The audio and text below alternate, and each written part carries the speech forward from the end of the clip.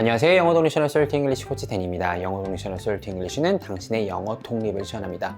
지난 시간에 이어서 이번 시간에도 미래에 대해서 이야기를 나눠보려고 하는데요. 영상을 준비하면서 문득 이런 생각을 했습니다. 미래에 대해서 미리 알 수 있으면 얼마나 좋을까? 미래에 대해서 미리 알 수 있었다면 제가 크래프톤 주식을 사지도 않았을 거고 20년 전에 비트코인이라도 한 1000개 쟁여놨을 건데 그러지 못해서 참 아쉽다라는 생각을 한번 해봤습니다. 이렇게 미리 알 수만 있다면 정말 좋은 미래이지만 인간의 능력으로 미래를 미리 알 수 있는 방법은 없습니다. 아닐미 올레 아직 오지 않았다라는 거죠. 아직 오지 않은 것을 인간이 미리 알 수 있는 방법은 없으니까요. 인간의 유한한 능력으로는 미래를 예측할 수 있을 뿐 미래를 미리 아는 것은 불가능합니다. 오직 10만이 미래에 어떤 일이 일어날지 알 수 있는 것이죠.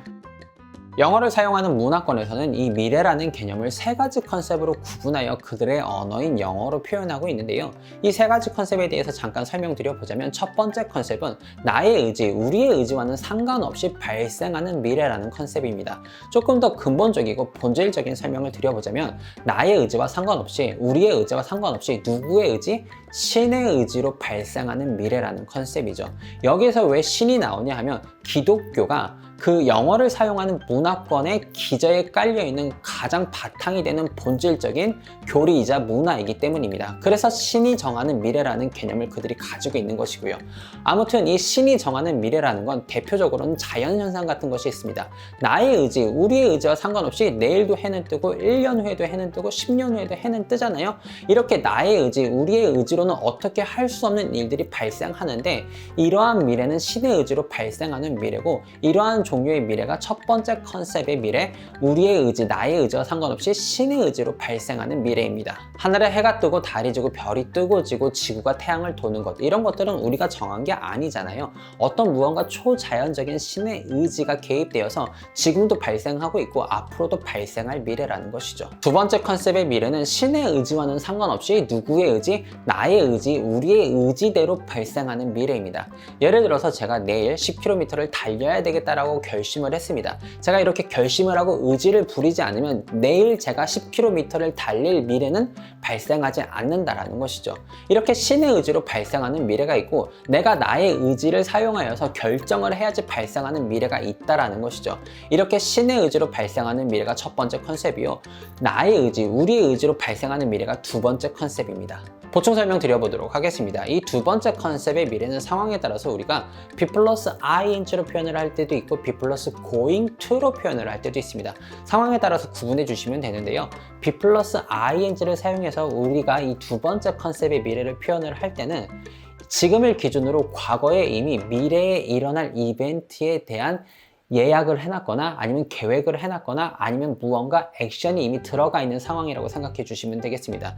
예를 들어서 발리로 휴가를 가기로 했는데 발리로 휴가를 5월 달에 가기로 했고 지금은 3월 달인데 1월 달에 이미 비행기를 예약을 해 놓은 상황이죠. 이럴 때는 be 플러스 ing를 사용해 주시면 좋겠고 be 플러스 going to 같은 경우에는 마찬가지 상황으로 7월 달에 발리로 여행을 가야 되겠다라고 생각 정도만 하고 있는 상황인 거죠. 지금은 5월 달이고 근데 그 생각을 언제? 3월 달부터 계속 쭉 하고 있으니까 누군가가 물어봤을 때 누군가가 너 7월 달에 여행 어디 갈 거냐고 물어봤을 때 아, 나 7월 달에 발리 가려고 요 정도 느낌이 be 플러스 going to로 표현하는 두 번째 컨셉의 미래라고 생각해 주시면 되겠습니다. 마지막 세 번째 컨셉의 미래는 오늘의 주제이기도 한데요. 바로 생각도 없고 계획도 없는 반응형 미래입니다. 주변 상황에 반응해서 일어나는 미래라는 것이죠.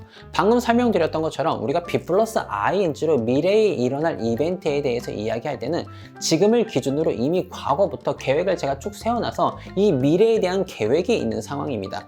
be going to로 미래에 일어날 이벤트에 대해서 이야기할 때는 지금을 기준으로 앞으로 일어날 일에 대해서 이미 내가 어떻게 해야지 하는 생각 정도는 가지고 있는 미래가 be 플러스 going to를 표현하는 미래입니다. 하지만 이 will은요 아무런 생각도 아무런 계획도 없는 미래입니다. 그냥 반응하는 미래죠. 인간의 유한성에서 비롯한 미래라고 생각해 주셔도 될 것 같습니다. 앞으로 일어날 일들에 대해서 우리가 전부 다 미리 생각하고 전부 다 미리 계획해 놓을 수 없잖아요. 우리의 예측 범위 바깥에서 자꾸 쑥쑥 들어오는 것들이 있는데 그런 것들에 대해서 반응해서 일어나는 미래라는 것이죠. 그리고 이러한 종류의 미래는 바로 오늘의 주제인 will로 표현하는데요. 오늘 짧은 시간 동안 이 will에 대해서 함께 살펴보고 미래에 대한 우리의 이해와 표현의 범위를 넓힘으로써 우리의 영어가 성장하는 유익한 시간 가져보도록 하겠습니다. 바로 예를 들어보도록 하겠습니다. 진짜 추운 한 겨울날입니다. 진짜 추운 한 겨울날인데 가만히 앉아있어 보니까 어디서 찬바람이 솔솔솔솔솔솔솔 들어오고 있는 겁니다. 고개를 돌려서 보니까 창문이 열려 있습니다. 화가 나서 소리칩니다. 누가 창문 열었어! 하고 소리를 지르니까 바로 옆에 든 사람이 미안해 내가 닫을게.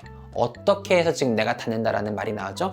누가 창문 열었어 라고 소리를 지르니까 거기에 반응해서 내가 닫을게 라고 이야기를 한 겁니다. 이럴 때 우리가 will을 사용하는 것이죠. 반응해서 내가 이렇게 하겠다, 내가 미래에 이렇게 하겠다라는 액션이 생기게 되었으니까요. 이 상황을 영어로 표현을 해보자면 누가 문 열어놨어는 somebody left the door open 정도가 될 것이고, 여기에 반응해서 지금 하는 말이잖아요. 이럴 때는 will을 사용해서 내가 지금 문 닫을게는 I'll go and shut it 하고 표현해 주시면 정확한 표현이 되겠습니다. 설명드린 것처럼 주어진 상황에 반응해서 일어나는 미래입니다. 주어진 상황에 반응해서 내가 뭐뭐 할게 라고 하는 상황이고, 이러한 상황일 때 이러한 종류의 미래를 표현할 때 영어에서는 will을 사용한다는 것이죠. 간단한 예문 하나만 더 들어보도록 하겠습니다. A와 B와 C라는 친구가 만나서 수다를 떨고 있습니다. 수다를 하도 떨다 보니까 배가 고파졌습니다. A라는 친구가 배가 고프다고 하면서 뭐 좀 먹자라고 하니까 B라는 친구가 뭐가 좋을까? 나 피자 괜찮은 것 같은데 너네들은 어때? C가 생각합니다. 그래 나도 피자 좋은데 그럼 내가 피자 주문할게 라고 했습니다. 이렇게 할게의 뉘앙스는 영어에서 will로 표현한다라는 것이고, 영어로는 I will, I'll get the pizza delivered 라고 표현해 주시면 되겠습니다. 이번에는 will과 영어에서 미래를 표현하는 다른 방법인 be 플러스 ing와 be 플러스 going to를 비교해보는 시간을 한번 가져보도록 하겠습니다. 마찬가지로 A와 B와 C라는 친구가 있다고 한번 생각을 해보겠습니다. 이 A라는 친구가 이번 여름 휴가에 대한 계획을 이미 딱 세워놓은 겁니다. 이번 여름 휴가 7월 달에 발리에 가서 내가 굽타 해변에 가서 서핑을 배워야 되겠다라고 이미 계획을 다 짜놓은 겁니다. 이 A라는 친구는 이미 벌써 비행기도 예매를 했고 호텔 리조트도 예매를 해뒀고 회사에도 7월 달에 휴가를 이미 내놓은 상태입니다. 이미 모든 것을 준비해 두었고 발리로 가는 휴가를 프로젝트라고 하면 이 프로젝트는 이미 진행되고 있는 프로젝트라는 것이죠. 이어서 B라는 친구는 지금 어떤 상황이냐 하면은 A라는 친구에게 발리에 같이 가자라는 제안을 받은 상태입니다. 아직 비행기표를 끊지는 않았습니다. 아직 리조트를 예약하지도 않았습니다. 회사에 말도 해놓지 않았지만 어쨌든 A가 지금 B에게 같이 발리에 가자고 꿉타 해변에서 나랑 서핑을 배우자라고 제안을 해놓은 상태고, 이 제안에 대해서 별 특별한 일이 없으면 긍정적으로 생각을 하고 있고 가야 되겠다라고 마음을 먹고 있는 상태입니다. A의 상황을 우리나라 말로 표현을 해보면 그는 이번 7월 달에 발리로 휴가 가는 것이 계획되어 있다 혹은 예정되어 있다. 이 예정의 뉘앙스가 좋거든요.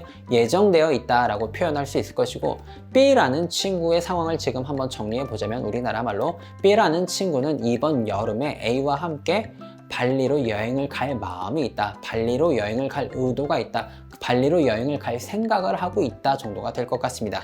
각각의 상황을 영어로 표현을 해보자면 A 같은 경우에는 be 플러스 ing를 사용해서 표현해 주시는 게 좋습니다. be 플러스 ing가 어떤 느낌이죠? 이미 확정된 미래, 이미 예정된 미래, 이미 결정된 미래의 느낌을 준다라는 거죠.